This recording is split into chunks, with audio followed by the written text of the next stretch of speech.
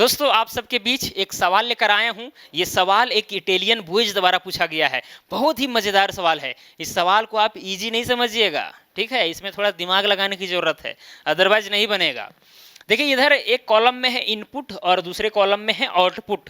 Input अगर 1 रहेगा तो आउटपुट में 5 आएगा, अगर इनपुट में 2 रहा तो इधर आउटपुट में 10 आएगा, इधर 3 रहा तो इधर 55 आएगा।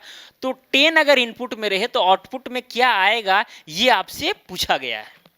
आप एक पल के लिए दिमाग यहाँ पर लगाएंगे कि अच्छा ये बात है, यहाँ पर 1 है और यहाँ पर 5, मतलब यहाँ पर 5 से गुना किया गया है तो 1 बचे 5 हुआ। यहाँ पर 2 से गुना, यहाँ पर भी जो है सो 5 से गुना किया गया है तो 2 बचे 10 हुआ। चलिए यहाँ पर भी हम 5 से गुना करते हैं तो 3 बचे 15, जबकि यहाँ पर 55 है। हो गया मामला गड़बड़, ठीक है। यहीं पर मामला गड़बड़ हो जाता है। अब कितनों दिमाग लगाइए नहीं होगा भाई, यहाँ पर गड़बड़ है, ठीक है। आप देखिए, अगर मान के चलिए कोई भी रूल को आप लगा रहे हैं यहाँ पर, तो ये दोनों में भी फॉलो होना चाहिए। ये दोनों में जब तक फॉलो नहीं होगा तब तक आप इसमें कैसे फॉलो कर दीजिएगा अंदाजी, है कि नहीं। अंदाजी नहीं करना है, जिस तरह से आप इधर कर रहे हैं उस तरह से यहाँ पर भी करेंगे। तो आप कुछ भी प्रयास करें, यहाँ पर कोई रूल रेगुलेशन काम करने वाला आपका नहीं है डायरेक्टली, ठीक है। यहाँ पर थोड़ा सा आपको दिमाग लगाना पड़ेगा। इनपुट और आउटपुट वाला मामला पहले आपको समझना पड़ेगा। इनपुट और आउटपुट का यहाँ पर मतलब क्या हुआ। सपोज कीजिए हम एक समीकरण, एक फंक्शन लेते हैं। मान के चलिए यहाँ पर एफ एक्स एक फंक्शन है और इज इक्वल टू में सपोज कीजिए कि 3x प्लस में 5 है, या क्या एक लीनियर फंक्शन है। F X is equal to 3x plus 5। Linear function किसे कहते हैं, जिसमें x का अधिकतम घात 1 हो। x y z कुछ भी हो सकता है, कोई भी वेरिएबल हो सकता है। तो ये हो गया लीनियर फंक्शन। तो भाई ये वाला जो चीज है ना, यहाँ पर जो हम x का मान रखेंगे ये कहलाएगा यहाँ पर इनपुट। क्या कहलाएगा, इनपुट। और ये वाला जो रिजल्ट आ रहा है, हम यहाँ पर डाल रहे हैं और इधर जो निकल रहा है, ये वाला चीज कहलाएगा आउटपुट। क्या कहलाएगा, आउटपुट। जैसे होता है ना कि आप गेहूं पिसाने के लिए जाते हैं, इधर गेहूं डाला जाता है और उधर आटा निकालता है, तो गेहूं हुआ इनपुट, आटा हुआ आउटपुट। तो उसी तरह से दोस्तों यहाँ पर x का मान रखते जाएंगे तो इधर आउटपुट हमें मिलते जाएगा। जैसे कि मान के चलिए यहाँ पर f है, x के मान अगर 1 रख दिए तो भाई इधर 1 रखना, x की जगह पर 1 रखना पड़ेगा। तो 3 × 1 हो जाएगा और प्लस में 5, तो यहाँ पर 3 प्लस में 5 इज इक्वल टू कितना आ गया, 8। तो इनपुट अगर 1 लिए तो आउटपुट 8 आया। अगर इनपुट मान के चलिए अगर 2 लेंगे तो भाई x की जगह पर 2 रखना पड़ेगा, कि यहाँ पर x की जगह पर 2 रखे हैं, ठीक है। तो 3 × 2 हो जाएगा प्लस में 5, 3 दूना हो जाएगा 6, प्लस में 5 11 आया। मतलब इनपुट अगर रहेगा 2 तो आउटपुट आएगा 11। तो ये हुआ, देखिए किसी फंक्शन में इसी तरह से बेसिकली होता है, ठीक है। तो यही वाला इनपुट और आउटपुट वाला जो मामला है ले करके आपको इस क्वेश्चन को सॉल्व करना है, ठीक है। बहुत ही मजा आएगा, थोड़ा सा समझने का प्रयास कीजिएगा। चलिए यहाँ पर जो है 3 इनपुट है और 3 आउटपुट है, ये दिया गया है कि नहीं। इसी के आधार पर जो है ये चौथा निकल जाएगा। कैसे निकलेगा देखिए, हम मान लेते हैं एक फंक्शन। क्या मान लेते हैं, एक फंक्शन मान लेते हैं। जैसे कि एफ एक्स बराबर में हम मान लेते हैं ax² plus bx plus c। यह एक फंक्शन है। और कौन सा फंक्शन है, क्वाड्रेटिक इक्वेशन है, समझिए क्वाड्रेटिक इक्वेशन, जिसमें वेरिएबल का अधिकतम पावर 2 होता है। जैसे यहाँ x का अधिकतम पावर क्या है, 2 है, उसके बाद यहाँ पर 1 है, उसके बाद ये कांस्टेंट वाला टर्म है। क्लियर। तो इसको हम लोग बोलते हैं द्विघात बहुपद। मतलब अगर इक्वल टू का साइन है, अगर इसको पूरा बोलेंगे द्विघात समीकरण कहिएगा इसको, ठीक है, या फिर क्वाड्रेटिक इक्वेशन कहिए। क्लियर। चलिए, तो इसी के द्वारा ये क्वेश्चन जो है सॉल्व होगा। आप कहेंगे कि भाई यहाँ पर क्वाड्रेटिक इक्वेशन ही आप क्यों ले रहे हैं, भाई यहाँ पर 3 आउटपुट है, 3 क्या है, आउटपुट है। और यहाँ पर देखिए ए बी सी एक्चुअली क्या है, ये सब वास्तविक संख्याएं हैं। तो ए बी सी का मान जो है आसानी से हम निकाल सकते हैं। क्लियर, समझ में आ जाएगा, चिंता नहीं करना। थोड़ा सा लग रहा होगा कि क्या क्या समझा रहे हैं, लेकिन यहाँ पर धीरे धीरे चीजें जो है एकदम क्लियर हो जाएंगी, ठीक है। चलिए यहाँ पर ये मान लिए। अब दोस्तों क्या करेंगे, यहाँ पर देखिए मामला कैसे शुरू होता है। अब यहाँ पर ये हुआ इनपुट और ये वाला पार्ट हो गया आउटपुट पूरा, ठीक है। तो इनपुट के जगह पर यहाँ पर क्या है, 1 है। तो यहाँ पर सबसे पहले क्या करेंगे, f1 निकालेंगे। तो f1, तो भाई यहाँ पर x का मान 1 रखे हैं तो सब जगह 1 रखना पड़ेगा।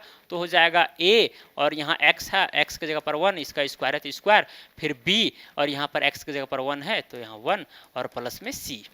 ओके, तो यहाँ पर क्या आ गया दोस्तों, a, और यहाँ 1 का स्क्वायर करेंगे तो गुना में a हो जाएगा, प्लस में हो जाएगा यहाँ पर b, ठीक है, प्लस में क्या हो जाएगा c, या फिर डायरेक्टली यहाँ पर हम लिख देते हैं, अगर मान के चलिए 1 का स्क्वायर करेंगे तो 1 होगा, 1 को गुना a से करेंगे तो a होगा, फिर यहाँ पर b को गुना 1 से करेंगे तो b ही होगा, और प्लस में यहाँ c हुआ। ठीक है, तो दोस्तों यहाँ पर अब ये जो इनपुट हम डाले थे तो आउटपुट ये वाला मिला था, आउटपुट ये वाला मिला, तो यही वाला जो आउटपुट है दोस्तों, आप जान रहे हैं कि भाई इनपुट जब 1 था तो आउटपुट 5 हो गया था, तो इस चीज को क्या कर सकते हैं, 5 के बराबर लिख सकते हैं, और इसको आप समीकरण 1 मान लीजिए। नहीं समझ में आया? अरे भाई इनपुट हम ये जो 1 है वो रखें, तो भाई यहाँ पर भाई ए बी सी था, वो टर्म में आया, ये आउटपुट आया, एक्चुअली आउटपुट यहाँ पर दिया गया है तो उसी को हम बराबर में रख दिए, क्या दिक्कत है कि नहीं। चलिए, तो यहाँ पर एक समीकरण आपको मिल गया। दूसरा में क्या है, अब यहाँ पर इनपुट जो है आपको 2 लेना पड़ेगा, इनपुट कितना है 2 है, तो बराबर में क्या हो जाएगा दोस्तों, ए ही रहेगा, x के जगह पर 2 हो जाएगा, तो हो जाएगा 2 का स्क्वायर, प्लस में हो जाएगा b, और यहाँ क्या हो जाएगा 2 और प्लस में c। अब दोस्तों यहाँ पर 2 का करेंगे स्क्वायर तो 4 होगा, 4 को गुना से करेंगे तो 4a होगा, प्लस में यहाँ पर क्या होगा 2b होगा, प्लस में c होगा। ओके, अब ये वाला इनपुट था, 2 क्या था इनपुट, आउटपुट ये वाला आया है, लेकिन एक्चुअली आउटपुट जो है दोस्तों यहाँ पर इस कंडीशन में कितना है 10 है, तो यहाँ पर 10 लिख देंगे, इसको आप समीकरण 2 मान लीजिए। ये वाला क्या है, आउटपुट आया था, ये वाला क्या था आउटपुट, भाई x का यहाँ इनपुट रखे तो ये वाला आया, और आउटपुट एक्चुअली दिया गया उसी को बराबर कर दिए, तो ये दूसरा समीकरण मिल गया। इसी तरह से जो है हमें तीसरा समीकरण भी मिलेगा, अगर f3 रखेंगे तो क्या होगा, यहाँ हो जाएगा a 3 का हो जाएगा स्क्वायर, प्लस में b 3 प्लस में c, 3 3 9 यानी 9a, प्लस में हो जाएगा 3b, प्लस में हो जाएगा c। ओके, और ये बराबर हो जाएगा 55 पे, क्योंकि आउटपुट यहाँ पर 55 है जब इनपुट 3 था, तो ये वाला चीज जो है बराबर इसके हो गया। ये हो गया समीकरण 3। अब समीकरण आपको 3 मिल गया, 3 समीकरण मिल गया, ठीक है, और यहाँ पर 3 ही वेरिएबल है a b c, तो भाई उसका वैल्यू हम लोग आसानी से निकाल लेंगे। अगर 3 वेरिएबल है और 3 समीकरण हमें पता है तो फिर हम उस वेरिएबल का मान आसानी से फाइंड आउट कर लेते हैं।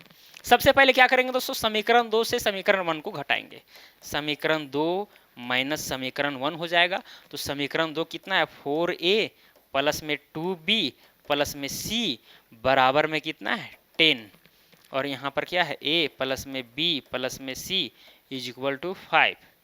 अब यहाँ पर दोस्तों माइनस माइनस माइनस सब जगह लग जाएगा, ठीक है, घटाते हैं तो भाई सब साइन जो है चेंज हो जाता है, ये वाला प्लस सी और माइनस सी कट जाएगा। अब यहाँ देखिए 4a हो, यहाँ माइनस ये, तो यहाँ बचेगा 3a, 2b में से एक भी चला जाएगा तो बचेगा प्लस में b, और बराबर में यहाँ पर भी दोस्तों माइनस होगा, तो 10 में से 5 जाएगा तो 5 बचेगा। इसको आप मान लीजिए समीकरण 4, इसको समीकरण 4 मान लीजिए। और यहाँ पर क्या होगा, अब में क्या करेंगे, समीकरण 3 से हम समीकरण 2 को घटाएंगे, समीकरण 3 माइनस समीकरण 2, समीकरण 3 कितना है 9a प्लस में हो जाएगा 3b प्लस में हो जाएगा c इज इक्वल टू हो जाएगा 55। समीकरण 2 कितना है 4a प्लस में 2b प्लस में c इज इक्वल टू 10। अब इसको क्या कर दीजिए माइनस, देखिए माइनस जब करते तो साइन जो है चेंज हो जाता है, ये प्लस में था तो ये माइनस में हो जाएगा, ये प्लस में तो ये माइनस में, और ये प्लस में माइनस में। यहाँ पर भी वही हाल हुआ है, ठीक है, यहाँ पर माइनस हो गया है, यहाँ पर भी माइनस हुआ है, यहाँ पर भी माइनस हुआ है, यहाँ पर भी माइनस हुआ है। ओके, चलिए अब यहाँ पर घटाइए दोस्तों, ये प्लस सी माइनस सी, ये कहानी खत्म। देखिए जब हम साइन चेंज कर देते हैं तो ऊपर वाला साइन मायने नहीं रखता है, सब नीचे वाला पर काम होता है, ठीक है। चलिए 9a में से 4a जाएगा तो बचेगा यहाँ पर 5a, 3b में से 2b जाएगा तो बचेगा b, और बराबर में दोस्तों यहाँ पर भी माइनस होगा, एक्चुअली यहाँ पर भी माइनस होगा, 55 में से 10 जाएगा तो कितना बचेगा 45 बचेगा, 55 में से 10 जाएगा तो कितना बचेगा 45 बचेगा। इसको मान लीजिए समीकरण 5। आपको यहाँ पर 5 इक्वेशंस मिल गए।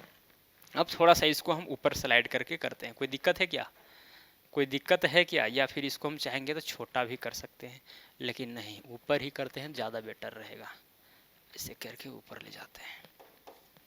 चलिए दोस्तों, अब यहाँ क्या करेंगे, समीकरण हम 4 और 5 को सॉल्व करेंगे तो क्या होगा, ए और बी का मान हमें पता चल जाएगा। तो यहाँ पर दोस्तों क्या करेंगे, हम समीकरण 5 में से क्या करेंगे, समीकरण 4 को घटा देंगे। तो समीकरण 5 कितना है, 5 ये प्लस में बी बराबर में कितना है, 45 है, और यहाँ पर 3 ये प्लस में बी बराबर में 5 है। अब यहाँ पर दोस्तों अगर आप माइनस करते हैं तो यहाँ पर माइनस, ये हो जाएगा माइनस और ये हो जाएगा माइनस। क्लियर। अब यहाँ पर क्या होगा, ये plus B minus B cut गया, 5 ये में से 3 आ जाएगा तो बचेगा 2 ये, बराबर में 45 में से 5 जाएगा तो बचेगा 40। अब काटिए, 2 एकम 2, 20 दूना 40, यानी ए का मान आ गया 20। ए का मान आपको पता चल गया। तो इसी तरह से क्या हो जाएगा, इसीलिए यहाँ b का भी मान आपको निकालना है। किसका मान निकालना है, b का भी मान निकालना है। तो b का मान कैसे निकलेगा, किसी भी समीकरण में रख दीजिए। तो यहाँ जैसे कि चूंकि यहाँ पर लिखिए पहले, चूंकि 3 ये प्लस में b बराबर में 5 है तो a का मान आ गया है 20। तो 3 इंटू हो जाएगा 20 प्लस में b बराबर में 5। तो 20 को अगर 3 से गुना करेंगे तो 60 होगा, 60 को उधर ले जाएंगे तो b बराबर में 5 माइनस में 60 हो जाएगा। तो b बराबर में दोस्तों यहाँ पर -55, यहाँ पर जो है सो b का भी मान हमें पता चल गया।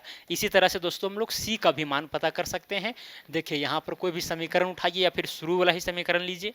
शुरू वाला समीकरण क्या था, a plus B plus C is equal to 5 था।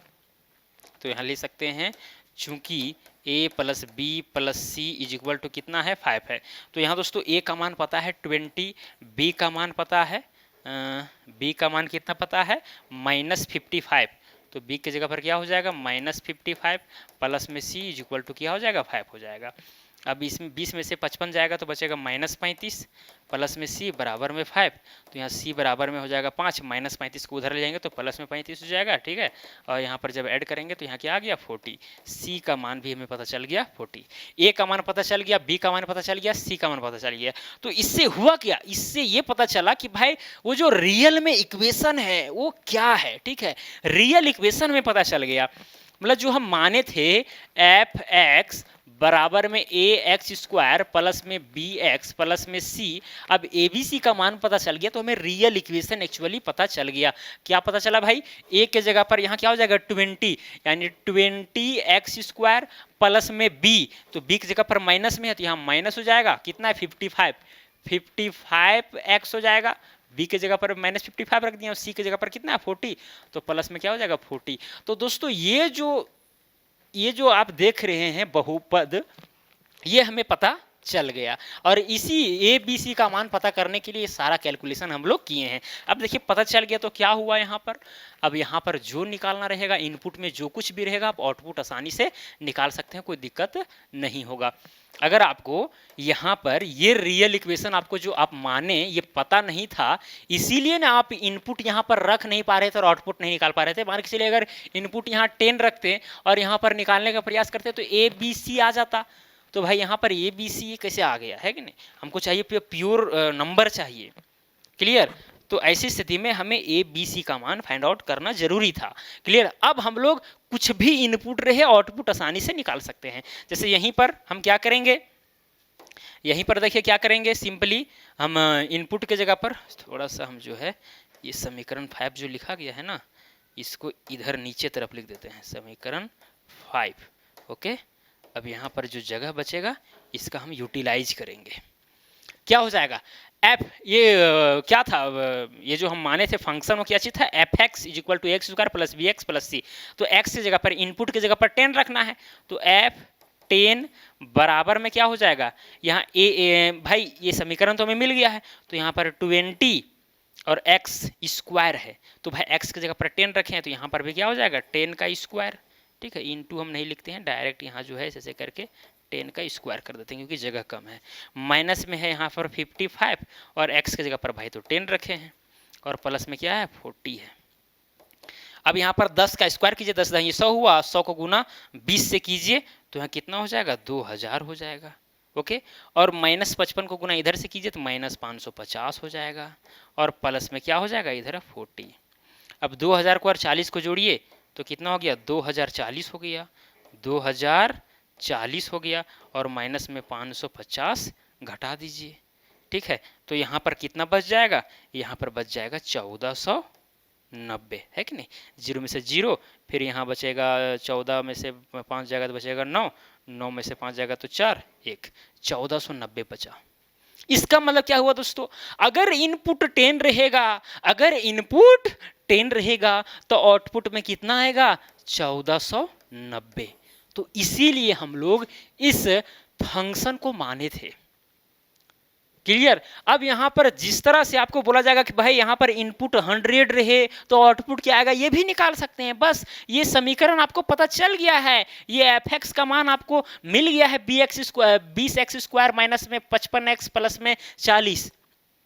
तो भाई यहां पर जिसका भी मान जो भी इनपुट रहेगा रख दीजिएगा, तो आउटपुट जो है आपको एक रियल संख्या के रूप में मिल जाएगा, है कि नहीं। बात समझ आ रही है। तो इस तरह से आप आउटपुट कुछ भी निकाल सकते हैं, इनपुट जो भी दिया रहेगा। तो यहाँ पर इनपुट 10 वाला पूछा गया था, तो आउटपुट यहाँ पर कितना होगा, 1490, 1490। ओके दोस्तों, तो जितना आप इजी समझ रहे थे इसे, एक्चुअल में उतना आसान था नहीं। मुझे उम्मीद है कि आपको समझ में आ गया हो, कहीं पर ऐसा कोई विशेष कॉम्प्लिकेटेड कैलकुलेशन था नहीं, केवल समझने की फेर थी।